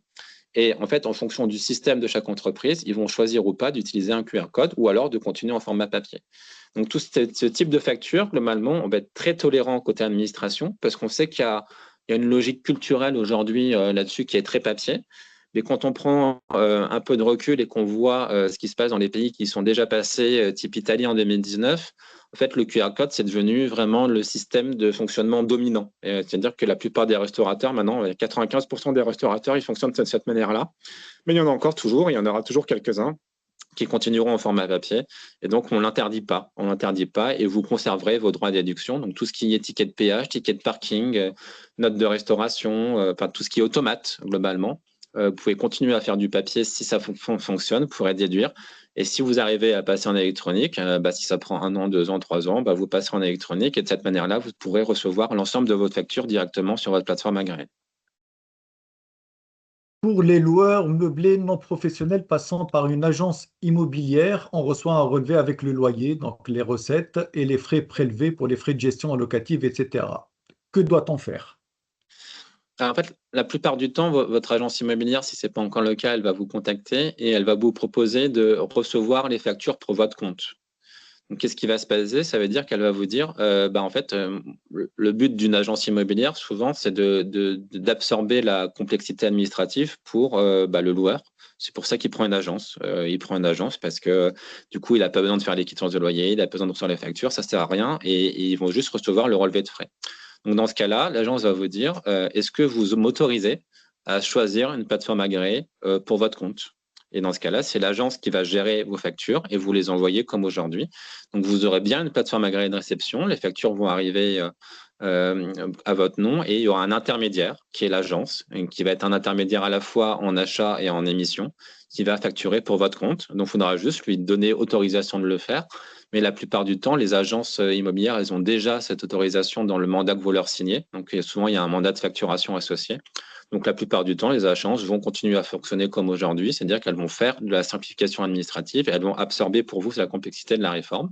Maintenant, si vous choisissez de le gérer en direct, vous avez aussi le choix de le gérer en direct et de recevoir vos factures en direct sur la plateforme agréée que vous aurez choisie.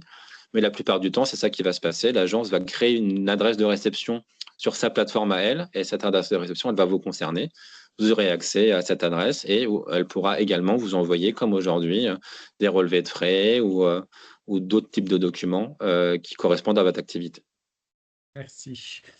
Est-ce que je peux avoir 2 plateformes si j'autorise un expert comptable à accéder à ma plateforme qui valide les factures? Tout à fait. Vous pouvez avoir autant de plateformes que vous voulez, que ce soit en réception ou en émission. Ça fonctionne. Après, c'est une question de choix et de coût. Parce que si vous avez 2 plateformes gratuites, ça ne change pas grand-chose. Mais si vous avez 2 plateformes payantes, il faut payer 2 fois l'abonnement, quoi. Donc, c'est vraiment une question de choix. Mais techniquement, vous pouvez avoir plusieurs plateformes, plusieurs adresses de réception et ça fonctionne très bien. Il y a des questions sur les achats sur les sites Internet, même si ce n'est pas précisé dans la question. Je suppose qu'il y a des sites Internet où l'entreprise émettrice se trouve soit dans je dirais, au niveau intracommunautaire, mais pas en France, soit à l'étranger. Et je pense aussi il y a les sites franco-français pour comprendre un peu en fait les impacts par rapport à un acheteur en matière de réception au 1er septembre. Oui, alors en réception, vous allez recevoir votre facture électronique sur la plateforme que vous avez choisie. Ça ne change pas grand-chose.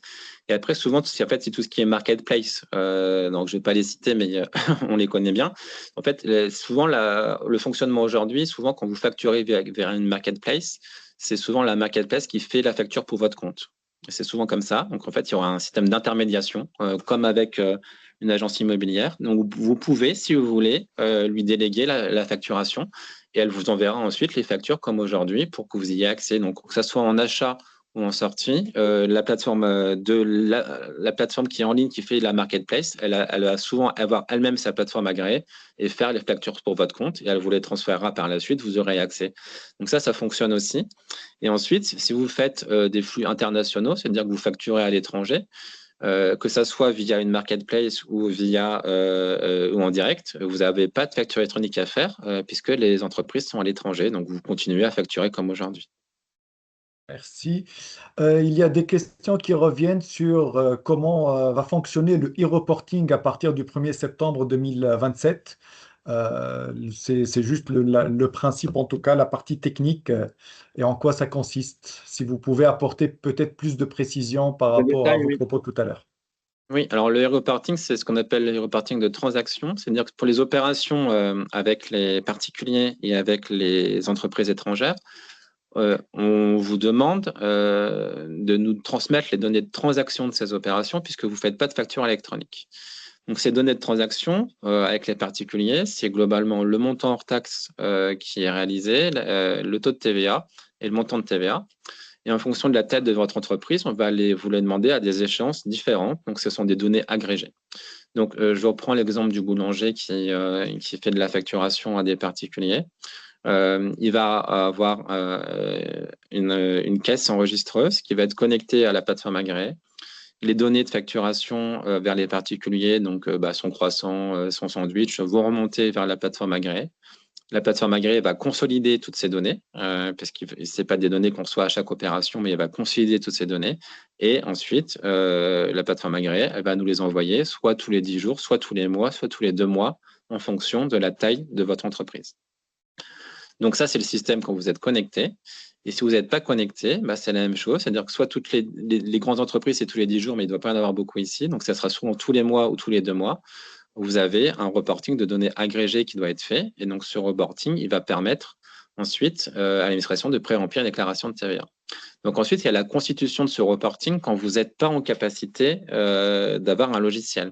Donc, ça peut être votre banque peut vous aider. Si vous choisissez une plateforme bancaire, souvent, les plateformes bancaires vont vous dire, à partir des flux que je vois dans vos encaissements, je vais pouvoir vous accompagner et créer le fichier du reporting pour vous. Donc, ça dépend beaucoup de la manière dont vous fonctionnez. Soit vous avez un logiciel, soit vous avez une banque qui vous le propose, soit c'est du reporting manuel, c'est-à-dire que vous avez peu d'opérations, et tous les 2 mois, il faudra aller sur votre plateforme agréée et saisir manuellement les opérations que vous aurez réalisées, mais ce n'est pas le plus optimal.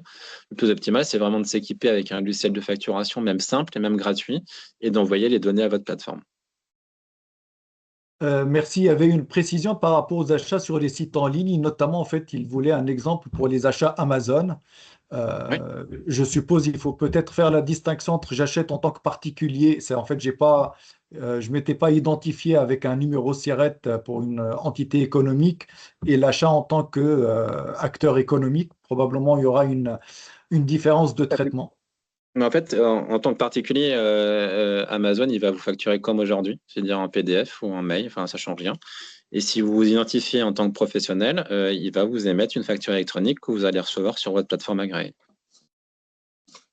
Merci. Quid des factures aux tribunaux judiciaires? C'est l'État, donc ça doit être pour un expert en matière de la justice, je suppose.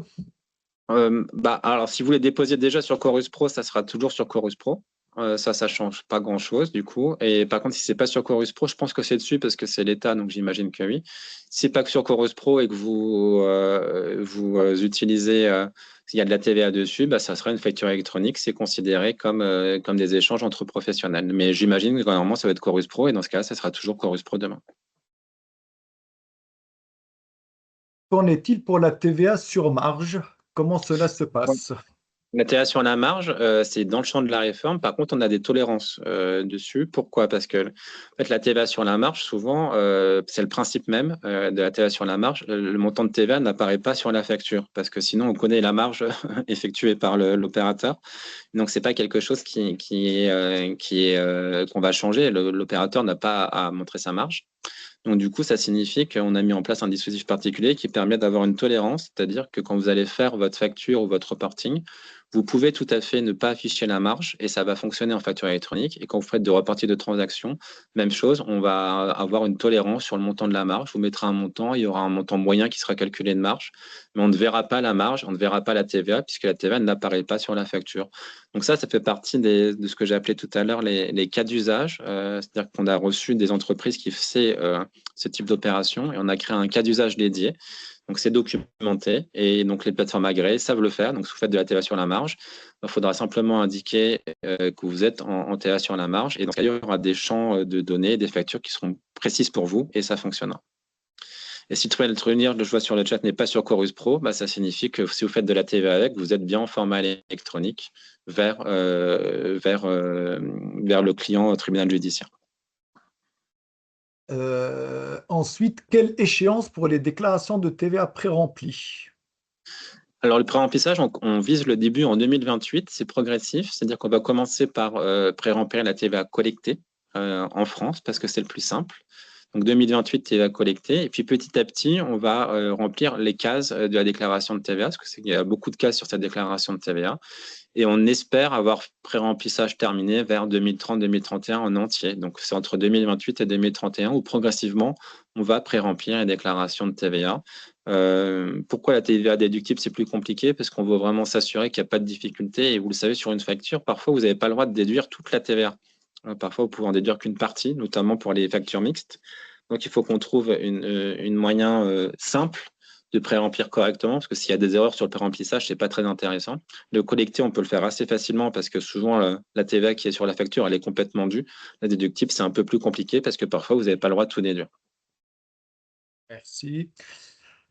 Comment faire quand la caisse du boulanger gère à la fois des ventes à des particuliers et à des professionnels? Oui, alors avec des particuliers, vous continuez comme aujourd'hui. En fait, votre caisse, il y a des travaux en cours avec les éditeurs de logiciels de caisse, parce que quand vous facturez à un professionnel en tant que boulanger, vous devez même lui émettre une facture électronique. Donc, en fait, soit vous êtes en capacité de le faire immédiatement parce que votre logiciel de caisse est adapté, soit vous n'êtes pas en capacité de le faire immédiatement. Et dans ce cas-là, vous pouvez le faire a posteriori, ça fonctionne. Mais en fait, les boulangers, de la même manière que les restaurateurs, la plupart, à vous de voir si vous le ferez ou pas, ils vont s'équiper de la même manière d'un système de QR code. Donc, si en face, la personne se présente comme un professionnel et a un QR code, et vous allez scanner le QR code et ça va émettre depuis votre caisse une facture électronique directement sur la plateforme agréée du destinataire. Si vous n'êtes pas équipé au début, vous n'êtes pas équipé au début et dans ce cas-là, vous continuez à faire comme aujourd'hui et ça passera. Quel est le format des factures électroniques sur les plateformes quand on voudra les récupérer? C'est le format que vous avez choisi, vous. C'est-à-dire qu'il y a 3 formats qui sont autorisés. Il y a des formats qu'on appelle complètement structurés qui visent surtout les grosses entreprises qui sont l'UBL et du C2I. Et ensuite, il y a un format qui s'appelle le FactureX qui ressemble visiblement à du PDF. Et l'ensemble des plateformes agréées ont l'obligation de gérer les 3 formats et de vous fournir le format que vous avez demandé, vous. Donc, si vous demandez un format FactureX qui est complètement lisible, la plateforme agréée en face de vous, vous avez choisi, elle a l'obligation de vous fournir un lisible de la facture qui va être dans ce format-là. D'accord? Donc, il y a le format, il y a le lisible. Donc, en fait, c'est à vous de demander le format que vous voulez. Si vous voulez du format complètement intégré, parce que vous avez un logiciel qui sait lire le format complètement intégré, vous pouvez le faire. Mais sinon, vous pouvez demander du FactureX. Et dans tous les cas, les plateformes agréées, quel que soit le format, elles doivent vous fournir un lisible de la facture qui ressemble visuellement sur un écran, un document PDF pour vous être capable de travailler dessus. Il y a une question qui est un peu particulière. Je suis courtier mandataire et transmets les factures du vendeur B2B à l'acheteur B2B et perçois les montants sur un compte de transaction pour compte de tiers, type séquestre. Est-ce que la réforme va m'empêcher d'effectuer cette démarche?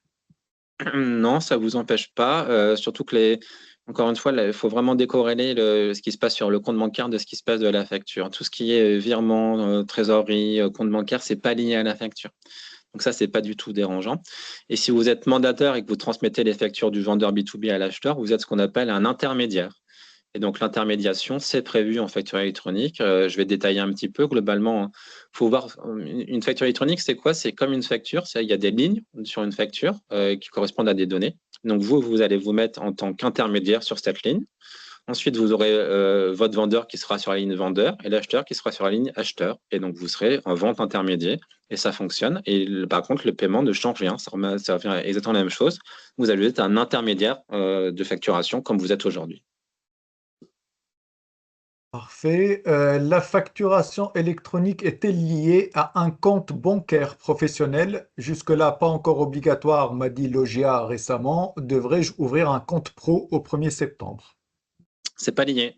C'est pas lié. Il n'y a pas de lien du tout entre la facturation électronique et l'obligation de détenir un compte professionnel. Donc là, on sort un petit peu de mon jardin sur l'obligation des comptes pro. De mémoire, il y a des seuils qui existent, mais ça, je pense que côté OGA, ils connaissent ça mieux que moi. À partir d'un certain seuil, vous avez l'obligation d'avoir un compte pro, mais je ne les connais pas de tête et je ne sais pas si ça a évolué depuis. Donc, en tout cas, ce n'est pas lié à la réforme. Mais là, je pense que l'OGA vous renseignera mieux que moi. Est-ce que les associations sont assimilées à des particuliers? Si elles sont à but non lucratif, oui, on va les considérer comme des non-assujettis et comme des particuliers. Par contre, si c'est des associations à but lucratif, dans ce cas-là, elles rentrent dans le champ d'application de la TVA et elles seront dans l'annuaire et elles seront concernées par la réforme. Merci. Il y a également une question qui était revenue à plusieurs reprises tout à l'heure, c'était par rapport aux mentions obligatoires sur les factures. Est-ce que, il y a des nouvelles mentions qui vont arriver avec la réforme de la facturation électronique ou ce sont les mêmes mentions qui seront reprises? Oui, alors la mention la plus importante qu'on ajoute, c'est le numéro sirène du client, numéro sirène du client qui permet d'adresser la facture. Et après, il y en a trois autres qui sont importantes aussi, dont je n'ai pas encore parlé, mais qui vous concernent peut-être un petit peu moins parce que c'est souvent automatisé. Il faudra indiquer si vous êtes ou pas en option sur les débits à la TVA. Alors, je ne sais pas si vous voyez ce que c'est, parce que ça arrive peut-être pas, vous êtes beaucoup dans franchise en base, mais c'est une option particulière à la TVA. Il faudra l'indiquer sur la facture si vous êtes en option sur les débits. Peut-être que certains d'entre vous, ça vous parle. Et il faudra aussi indiquer si vous faites de la prestation de service ou de la vente. Donc, si vous avez une facture de prestation de service ou de vente, on va vous demander de dire si c'est de la vente ou c'est de la prestation de service. Pourquoi? Parce que les règles de TVA ne sont pas les mêmes en vente et en prestation de service. La TVA n'est pas due au même moment. Donc, si on veut être capable de pré-remplir les déclarations de TVA, il faut qu'on ait l'information de savoir si c'est une vente ou un service. Voilà globalement pour les informations supplémentaires sur une facture. Il y a des questions qui reviennent, hein. Désolé, Monsieur Le Gall, pour les répétitions, mais Non, pas de les problème, allez-y, allez-y. interrogations, on va dire, des professionnels libéraux sur les factures qui aujourd'hui, en tout cas, sont souscrites auprès de fournisseurs en tant que particuliers, notamment, hein, tout ce qui est EDF, tout ce qui est les opérateurs téléphoniques ou d'Internet. Donc, globalement, il n'y a pas la mention entreprise individuelle et la reconnaissance d'un professionnel derrière, parfois pour des raisons de coût, hein, parce que certains contrats sont moins chers quand on souscrit en tant que particulier. Et donc, la question, de manière générale, il y a la partie facturation électronique, comment on va gérer la réception puisqu'on est considéré comme particulier. Et derrière, je suppose par corollaire, c'est la déductibilité de la dépense, voire la déductibilité de la TVA quand je suis assujetti redevable de la TVA. Oui, alors effectivement, on en a déjà un peu parlé, mais je vais le redire parce que c'est une question qui revient souvent. Premier point, la déduction de la TVA et la charge, ça ne change rien. Vous pouvez complètement continuer à déduire la TVA et la charge, quel que soit le canal de réception. D'accord? Que ce soit du papier ou de l'électronique, ça ne change absolument rien. Ensuite, sur la réception en tant que telle, si vous êtes considéré comme un particulier, EDF ne va pas savoir que vous êtes un professionnel, donc il va continuer à vous facturer comme aujourd'hui sur votre compte perso. Par contre, si vous créez un contrat pro, eh ben, vous allez recevoir une facture électronique. Donc, vous pouvez soit continuer comme aujourd'hui, dans ce cas-là, si vous êtes en perso, soit vous dire, bah, en fait, c'est vraiment du professionnel, donc je crée un compte pro et dans ce cas-là, vous allez recevoir des factures électroniques.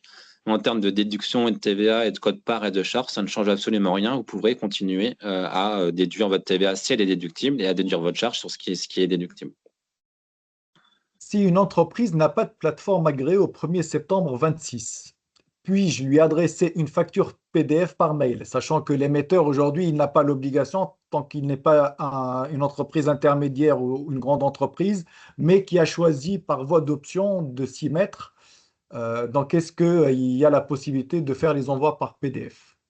Oui, tout à fait. Et ça fait partie des tolérances qu'on a mis en place. C'est-à-dire que, admettons que vous avez choisi une plateforme agréée. Vous voulez émettre une facture électronique et votre client n'en a pas choisi parce qu'il est en retard ou parce qu'il n'a pas envie de le faire ou parce qu'il n'est pas encore prêt. En termes de tolérance, on va vous demander donc d'essayer de l'envoyer électroniquement, mais votre plateforme va vous dire, en fait, je ne peux pas l'envoyer à votre destinataire parce que le destinataire n'a pas choisi de plateforme. Et si vous avez fait ça, vous aurez ensuite le droit, sans difficulté, d'envoyer une facture de manière habituelle, par mail ou par PDF. C'est important parce qu'une facture, ça sert à être payé. Et donc, évidemment, on ne va pas bloquer le circuit économique si jamais en face, la personne n'a pas rempli son obligation. Par contre, cette personne, comme je l'ai dit, qui n'a pas choisi de plateforme agréée, nous, on va lui écrire et on va lui laisser 3 mois pour choisir une plateforme et qu'elle se mette en obligation, qu'elle se mette en capacité de répondre à ses obligations. Donc, vous pouvez, le temps qu'elle n'a pas choisi de plateforme agréée, vous pouvez continuer à lui adresser des factures par PDF ou par mail. Une question qui est plutôt sur une stratégie, hein, ni plus ni moins, pour les loueurs en meublé non professionnel, mais on peut par extension en fait l'étendre à toutes les structures immobilières, je suppose, qui ont une agence immobilière. Peut-on faire tout de même notre choix de plateforme agréée et la communiquer à notre agence? Car si on veut changer d'agence de gestion locative, bah, avec leur PA, bah, ça devient un tout petit peu plus captif et donc le changement risque d'être un peu plus rude. Oui, c'est possible. Je vois l'idée. L'idée, c'est de dire ne pas se retrouver dépendant d'une agence immobilière et d'une plateforme agréée qu'elle aurait choisie pour vous. Donc ça, c'est possible, en sachant qu'en fait, je vais détailler un peu, en fait, quand vous choisissez une plateforme agréée, de toute façon, il faut que vous l'exprimiez clairement et c'est vous qui avez le dernier mot. C'est-à-dire que si vous décidez de changer de plateforme agréée et que votre agence n'est pas d'accord, c'est vous qui avez le dernier mot dans tous les cas. Vous avez simplement besoin comment dire, d'écrire ce qu'on appelle un accord formel et vous allez choisir une nouvelle plateforme agréée. Et la plateforme agréée que vous avez choisie, elle a l'autorisation, parce que vous lui donnez l'accord, de prendre la ligne. Donc, c'est comme un numéro de téléphone, encore une fois. Quand vous changez d'opérateur, l'ancien opérateur, il n'a pas le droit de s'y opposer. Par contre, il faut faire attention parce que si vous êtes engagé contractuellement et que vous résiliez avant votre plateforme agréée ou avec votre agence, si vous êtes engagé contractuellement, il peut y avoir des frais de résiliation. Donc, faites attention à ce que vous signez. Mais sur le principe, vous pouvez choisir vous-même votre plateforme agréée, vous pouvez déléguer à l'agence et s'il y a un conflit avec votre agence, c'est vous qui avez le dernier mot. Mais attention aux frais de résiliation. Je suis artisan coiffeur, j'ai réduit mon activité. Je travaille 20 heures par semaine. Quelles sont mes obligations? Alors, artisan coiffeur, vous êtes bien dans le champ de la réforme, vous êtes assujetti à la TVA, donc vous devez recevoir des factures électroniques en septembre 2026, septembre 2026, la réception. Et ensuite, les particuliers, vous travaillez en coiffeur avec les particuliers, donc à partir de septembre 2027, vous aurez une obligation de faire du reporting de transactions, donc ça ne change rien sur vos factures. Par contre, à partir de septembre 2027, vous devrez nous remonter les opérations par période de manière agrégée. Donc, le coiffeur, réception, septembre 2026. Donc, choisir une plateforme agréée en septembre 2026 et ensuite, en septembre 2027, e-reporting de transactions. Même en cas de réduction de niveau d'activité, de toutes les manières, l'obligation est liée. Dès le premier euro. Donc, même si vous faites 10 euros de chiffre d'affaires, vous êtes dedans. Si on utilise la TVA sur les débits, sur les encaissements, notamment par exemple quelqu'un qui fait de la prestation en informatique et de la vente de matériel en informatique, donc vente de biens et de services, comment gérer la TVA? Est-ce que ça reste la même chose que la gestion actuelle? Oui, c'est la même gestion qu'actuellement. La déclaration de TVA, elle ne disparaît pas. C'est vraiment la même gestion actuellement. Simplement, ce qu'on va vous demander de faire, c'est sur vos factures vers les professionnels, faudra indiquer l'option sur les débits sur vos factures. Donc, il y aura un champ à remplir pour dire je suis sur les débits. C'est tout ce que ça va changer pour vous. Sinon, la TVA ne change rien. Alors, peut-être une dernière question avant de vous laisser peut-être pour le mot de clôture. Les appels de charges de syndic, de copropriété, sont-elles considérées comme factures et doivent-elles Non. passer par une plateforme? Idem pour les quittances de loyer. Alors, les appels de charges de syndic, c'est des appels de fonds. Donc, ce n'est pas considéré comme des factures. C'est un flux de trésorerie. Donc, les appels de fonds ne circulent pas par les plateformes agréées. Et les quittances de loyer, quand c'est des loyers à des particuliers, il y a une exonération. Donc, vous n'avez pas besoin de faire de facture électronique pour les quittances de loyer vers les particuliers. Par contre, si vous facturez un professionnel avec de la TVA, parce que parfois ça arrive, il peut y avoir une option à la TVA sur les factures. Là, la facture électronique avec TVA vers le professionnel, elle est dans le circuit facturation électronique. Monsieur Le Gall, je vous remercie de ma part. Il y a beaucoup de questions. On essaiera d'apporter les réponses peut-être par écrit à certaines, mais il y a beaucoup de questions qui reviennent, donc un peu difficile à suivre au niveau du flux. Donc je vous laisse peut-être un petit mot de clôture de votre part avant de laisser la parole à Monsieur Cheba, Monsieur Vicenzi, Monsieur Clergeau et Madame Rollet, 6 ans. Voilà un petit mot de Oui. clôture. Merci. Peut-être juste là, en clôture, en fait, je vois qu'il y a encore beaucoup de questions sur l'émission de la facture. L'émission de la facture, vous êtes concerné qu'en septembre 2027, comme vous êtes petit. Donc, vous avez encore le temps de vous y intéresser. Par contre, la réception de la facture, septembre 2026, c'est demain. Donc, moi, si j'ai un conseil à vous donner, c'est commencer par vous intéresser à la réception et vous êtes quasiment tous concernés. Commencez par la réception, choisissez une plateforme agréée de réception. L'émission, vous aurez tout 2026 jusqu'à 2027 pour rentrer dans les détails si vous n'avez pas encore tout compris. Et c'est normal, c'est une réforme qui est très grande, qui est très structurante. Donc, commencez vraiment par vous concentrer sur la réception. La réception, ce n'est pas compliqué, c'est juste choisir un endroit où vous allez recevoir toutes vos factures. Voilà. Bien, merci M. Le Gall pour ce tour d'horizon très, très complet. Et je pense que ça intéresse nos participants. On va pouvoir s'en servir pour toute la semaine, je dirais, pour répondre aux différentes questions.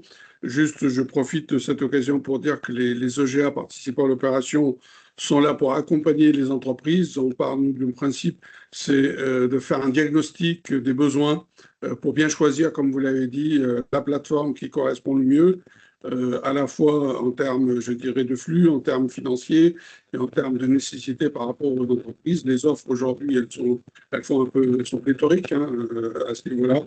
Et les OGA sont là pour accompagner leurs adhérents et les toutes petites entreprises. En tout cas, un grand merci à vous, à la DGFiP, et on va essayer, disons, tout au long de la semaine et encore pendant les mois qui viennent, et je crois jusqu'à fin 2027, à accompagner ce grand chantier.